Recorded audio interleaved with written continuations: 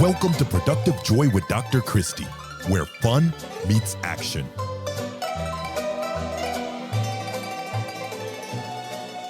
Hi, friends. Welcome to Productive Joy. We have a fabulous guest with us today, and I can't wait to introduce her to you. Her name is Brandy Stamper, and she is many wonderful things. She is a mom and a wife and an author and a leadership development coach. She's also an Enneagram expert, which if you know me at all, you know I'm excited about. She is a competitive golfer against her husband. And sometimes she wins and sometimes he does, which I love. And she's a traveler. But the fun part about her travel experience is if you say you want to go somewhere, she's going to have the trip planned almost instantly. And today she's our guest on Productive Joy. Welcome, Brandy. Oh, thank you so much for having me. Yeah, this is going to be fun. And I didn't mention that you're a North Carolinian, but you are also a North Carolinian, right, in the Concord area, which is fun because that's where I went to college, in that general area. So please tell our listeners something about you or about what you're going to talk about that's going to make them go, oh my gosh, I can't miss this episode.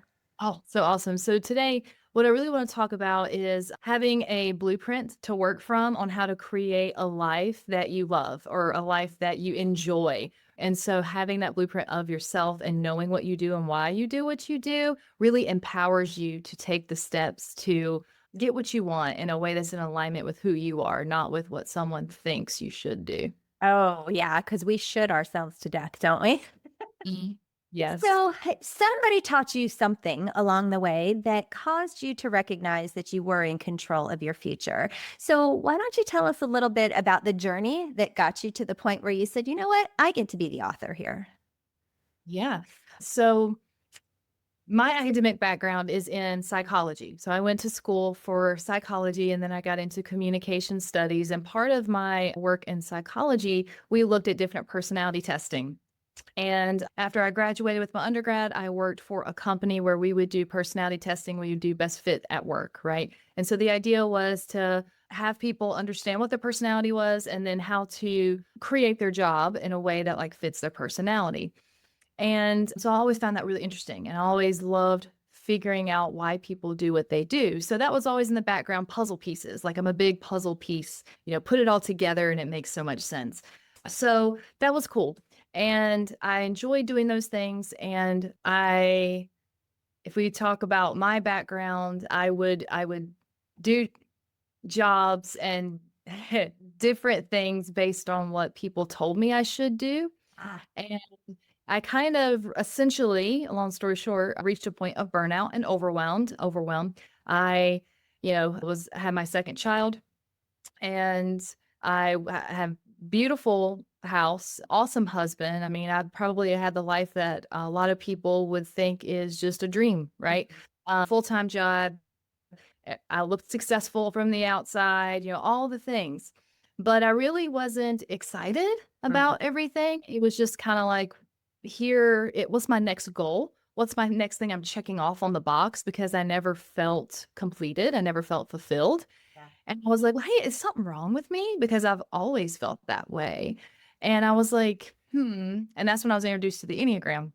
So that's when this really helped me figure out why I do what I do. And it really helped me explain why I enjoy figuring things out and putting puzzle pieces together, but also this sense of why I did not have personal fulfillment with all the things that I accomplished from, a PhD to, all these things. It's like, why didn't I, not that I didn't care.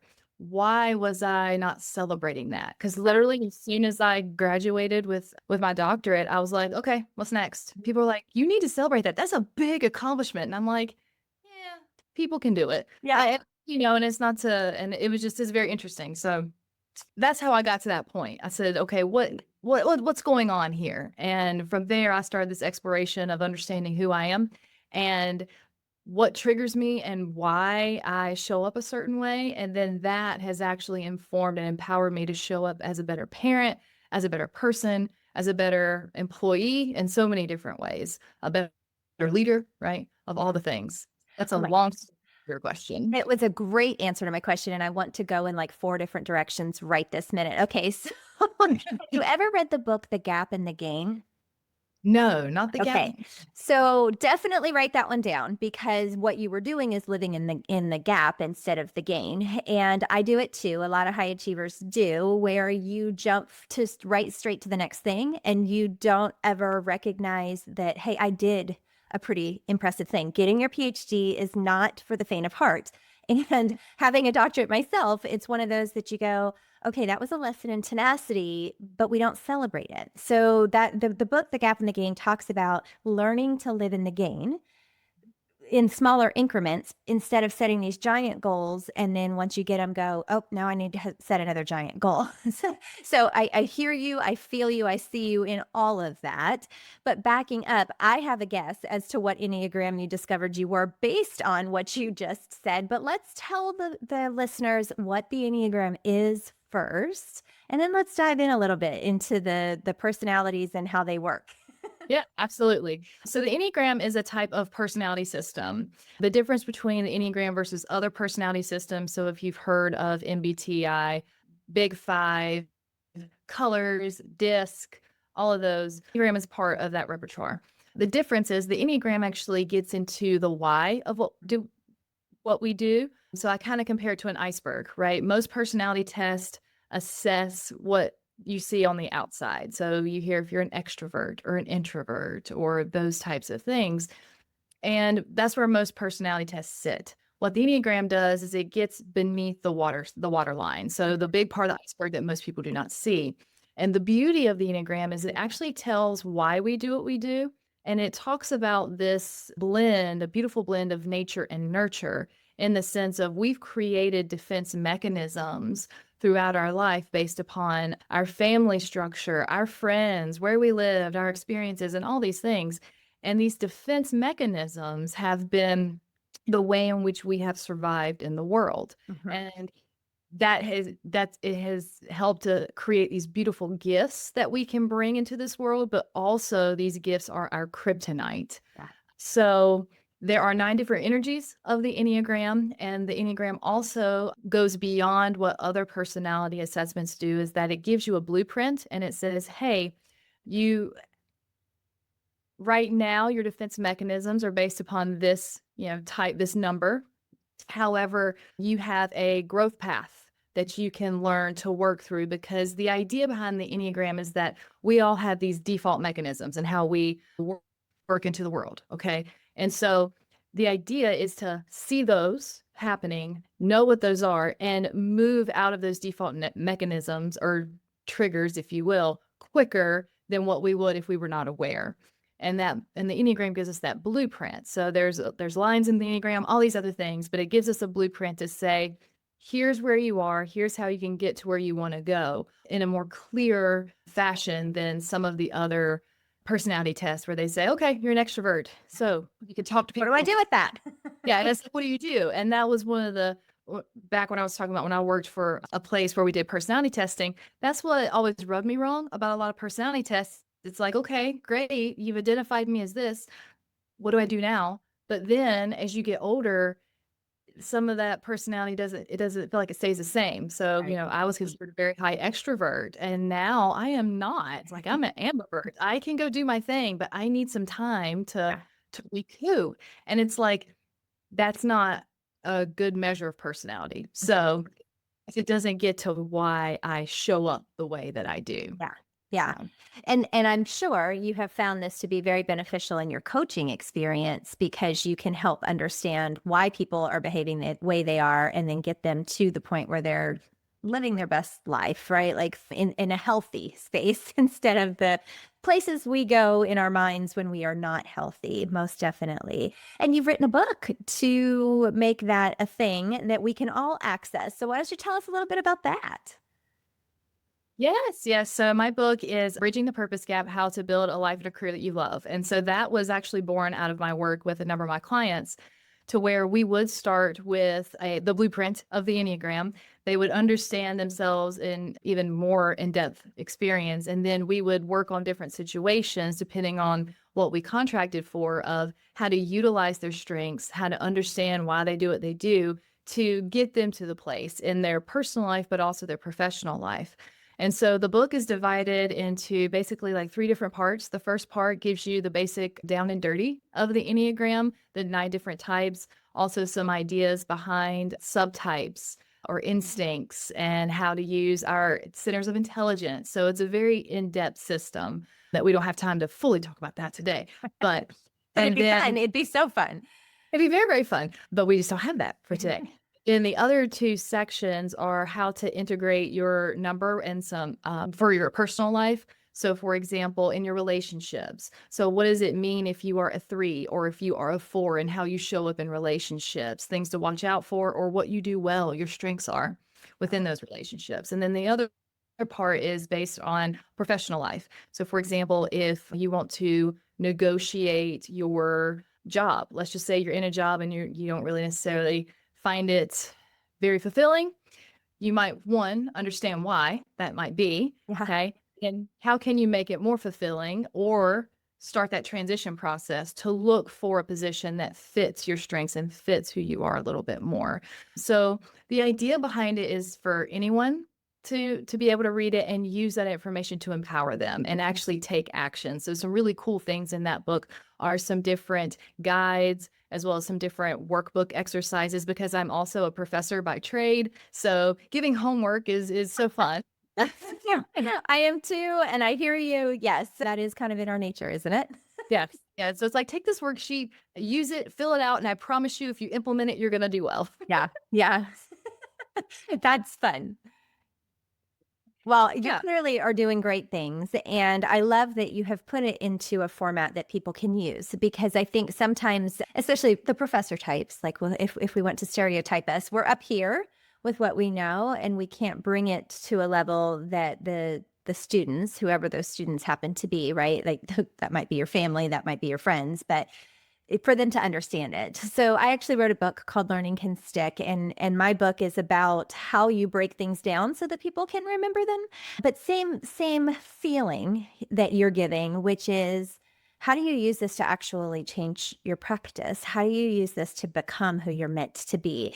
So thank you for doing that for all of the humans, because I think we probably need it. We need a little bit more of that whole life and career you love part, and not the I hate this, why am I doing it part.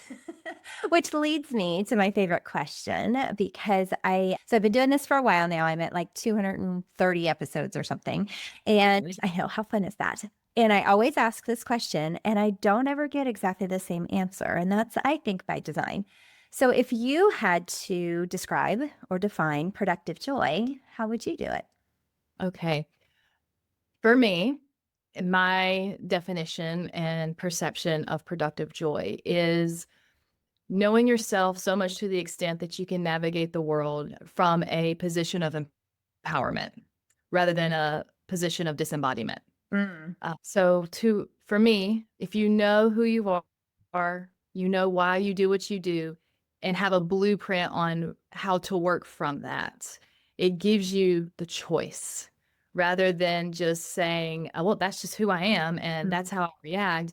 You get the choice. You get to say, I understand why this might have triggered me, or this might have aggravated me. It explains that, right? Now, how do I get to choose how to react to this or to handle this? I could do it in my default mechanism, and this is what happens. This is the path I go down, or I can say, that's interesting.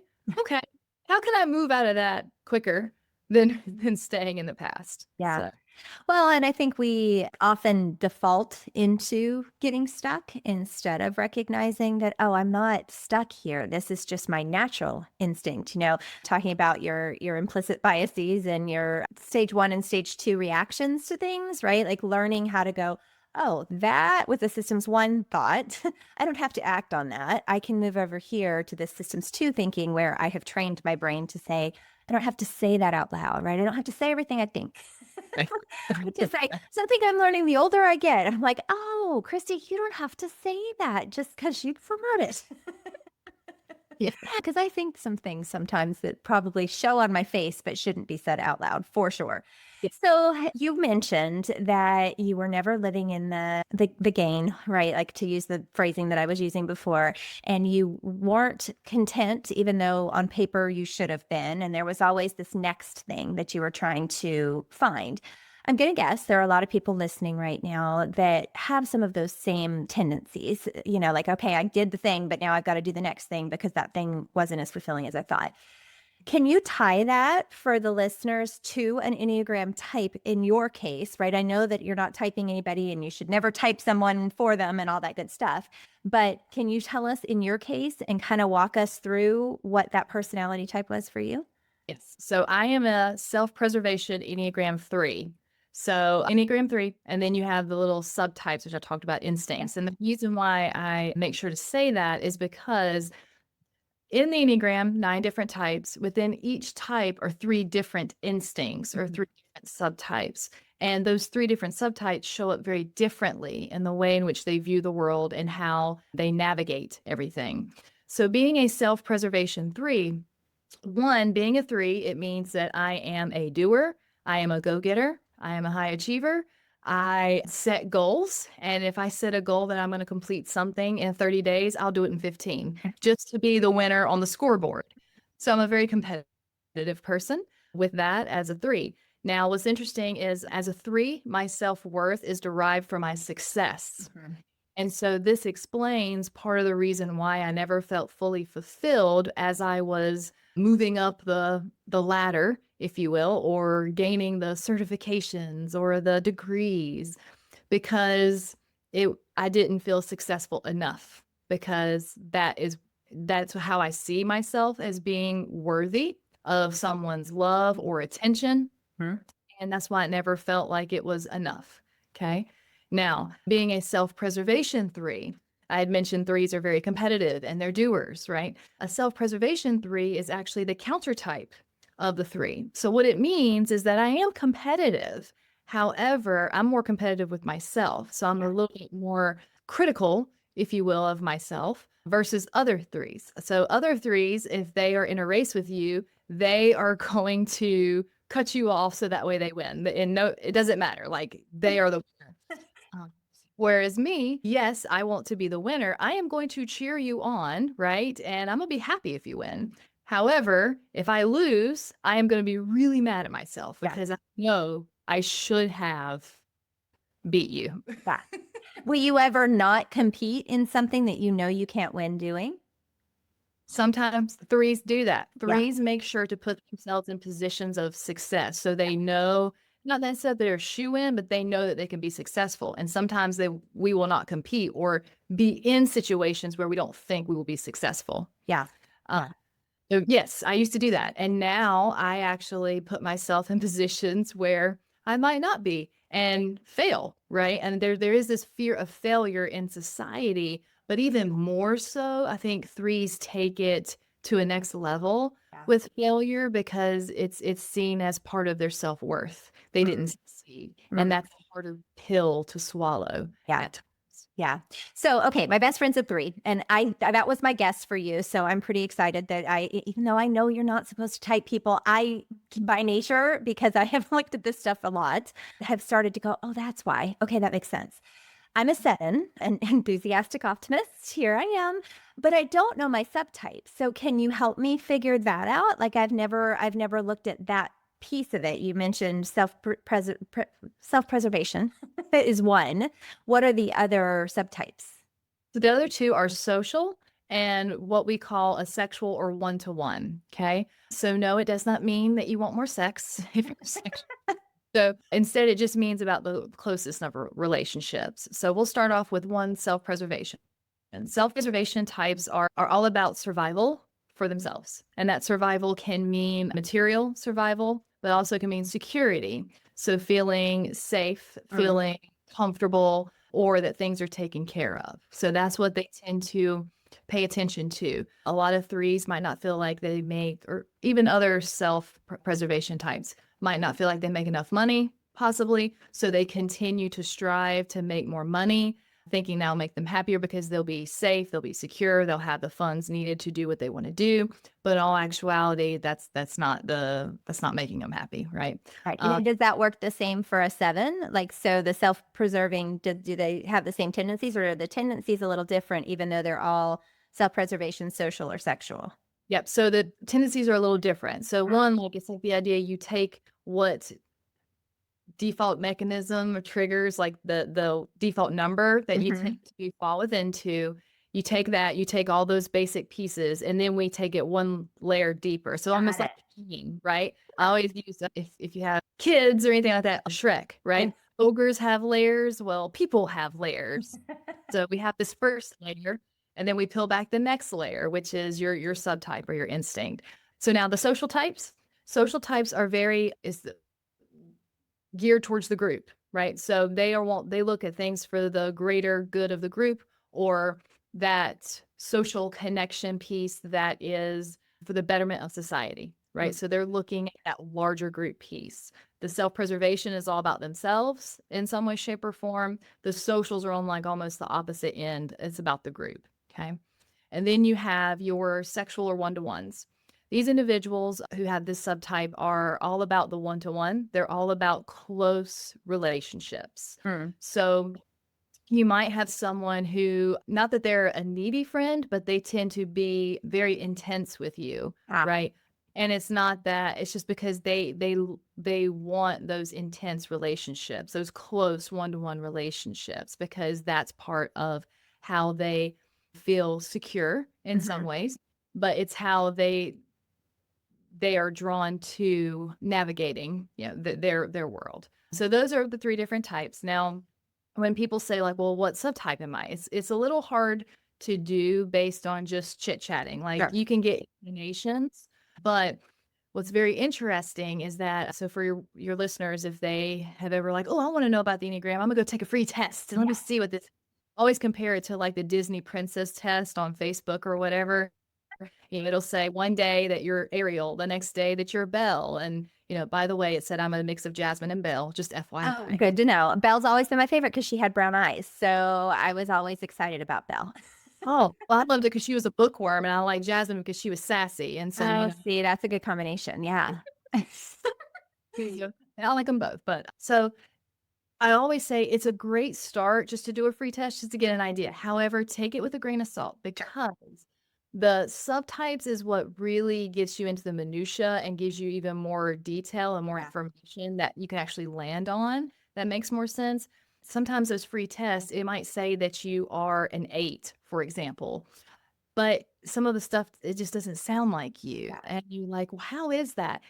It could be that you're actually a social 2, because a social 2 looks a lot like an 8. But the difference here is that their underlying motivations, why they do what they do, is different. Even though they act similar, it doesn't, their motivations are different. Yeah. And that's why working with someone who is versed in that subtype P is extremely important, because too often than not, people are mistyped, and it's because they're not getting into the minutia of the instincts or the subtypes. Oh, that is so fascinating. And I could talk to you all day, and I am sure the listeners are like, geez, Christie, what are you doing? Because it has been game changing for me to even have a clue. Right. And that's about all I have. I mean, I have done my own studies and I have listened to an awful lot of things, but I am not like you, where I can say I am an expert in this space. But I think what I appreciate about you, well, no, what I know, what I appreciate about you, but what I think is fascinating is that because you've gone deep, you really can help people become the best versions of themselves. Because knowing is half the battle, right, G.I. Joe? When we know what it is that motivates us, and we know what it is that we're approaching things, with that particular intent, then we can do better. But not when we don't know better, we really can't do better. We're just operating in, rote memorization or habits or whatever. And that's not going to get us to change. And you're fascinating. So how would people find you, Brandy? Because people are going to want to find you. Yes. Oh, thank you so much. So you can find me on my website, brandystamper.com. I'm on Facebook, I'm on Instagram, but the best place would be brandystamper.com. On there, I even have where you can sign up to get like a free little guide about the Enneagram and just some different questions. It might say, if you're this, or, but also what's really cool, if you get my book, there's a free Enneagram assessment on there. Again, take it with a grain of salt. Right. It's not the best. However, it gives you your top 3, and at least it gives you direction. You can say, oh, this is interesting. And there's ways that you can actually work with me and get even more detail about how to know more about your subtype. And then even within there, your tri-type, which is a whole nother aspect. Right, because there is a connection across, right? And when you're not in health and when you are, and it's just so fascinating. I love it. And what I do know about it is it has given me language with my husband, with my daughter, with my son, right? Like and understanding a little bit more about how they approach the world so that I can better understand how to approach them. It's just powerful. So you have been full of knowledge and wisdom today, and I know people are going to love this. I do have some rapid fire questions though for you before we go. Would you be willing? It was fun. Let's go. Oh, right. Oh, and I love my first question because people usually do say it's fun. What is your definition of fun? Goodness. All right. It's anything that lights me up, right? So for me, fun is having a pumpkin spice latte in the morning, especially it being cold and all the fun things. But to be honest, I've gotten to this point of being more present because as a 3, presence was not a thing for me. And so for me, fun is presence, is actually enjoying those small things that I get to do every day that beforehand I just took them for granted. Yeah. Yeah, I'm always one step ahead of where I am. Like, oh, okay, well, I can't live in this moment because I'm too busy thinking about the next moment. And then I miss this moment. And yes, all the things. I don't live in my feelings very well either. That is very much my 7-ness. How do you know that you are showing up as your authentic self? So this is a great question because as a 3, right, as a self-preservation 3, I would hide my authentic self. We are considered sometimes the chameleons of the Enneagram, and we will become what someone needs us to become in order to connect and show up successful in a situation. So I'm very good at reading people. I'm very good at knowing what they need and showing up for what they need. So how do I live in my authentic self? I have had to do a lot of work to know what is mine and what is not mine, right? And so part of that is setting boundaries, right? And saying no to things. And it's not because because saying no as a 3 is very different than saying no as a 2. So for example, a 2 is the helper. Typically they say yes to everything in order to be available for people because they want to show up and that's how they feel loved and those types of things. For me, on the other hand, saying no is to set a boundary that I, respect myself and I respect time, but because I can become a workaholic. 3s can be the workaholic. Oh, for sure. So that is how I'm saying to my authentic self. I had to do some work to figure out what's mine and what's not others. Mine and what's not mine. There's power in that, Brandy, for sure. How do you channel your best self on your worst days? Oh, goodness. Getting curious. So even if I'm not feeling it and I'm ready just to check out, I'll say, that's interesting. I'm curious. What's going on as to why this is showing up for me? And just sitting and asking for a moment, it's almost like it gives myself grace, right? Yeah. It's okay that maybe I'm not having a great day or, I'm not in my best self. Okay, that's cool. Why? Something going on that I can somewhat explain. Oh, okay. That makes sense. Cool. All right, let's move on. That's awesome. Well, just figuring yourself out. It sounds like you've put in the work and that has given you the ability to operate as your best self. I think it's just a beautiful thing. Last question, tough question. We talked about it at the beginning and by design, but I think I know where you'll land. People by nature can only hold on to one major thing when they're listening to a 30-minute podcast. So what's the one takeaway that you really want people to bring with them into the rest of their day? Yes. All right. So know yourself so that way you can empower yourself to be and build what you want. Okay. Knowing yourself is half the battle, but then integrating that into the life that you want. That's the next step that most people don't take. A lot of people read about different things. They understand theory. They understand why people are doing what they do, but they don't fully understand themselves enough to be able to articulate, hey, you know what? That's not cool. I'm not doing that. Yeah. And here's why. Yeah. Right. That gives you this sense of empowerment. And it's even a form of self-care and self-love that I Mhm. feel like we have gotten so far away from as a Mhm. society. And I think that's where we really got to start. Yeah. Right. Yeah.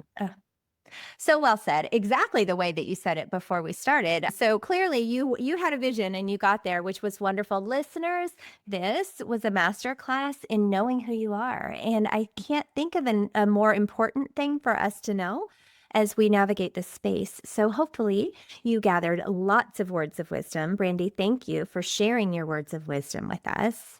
Thank you so much for having me on, Christy. I really appreciate it. Yeah, it was just plain fun. And listeners, I need you to use it. I need you to find something about what we said for the last 30 minutes that you need and try it. Try it again. Try it another time because it's not going to work exactly the way you think it will the first time, but practice makes perfect. So keep trying and recognize that there are nuggets of wisdom that can bring you a little more productive joy. So today and every day, my hope for you is that you figure out a way to turn fun into action.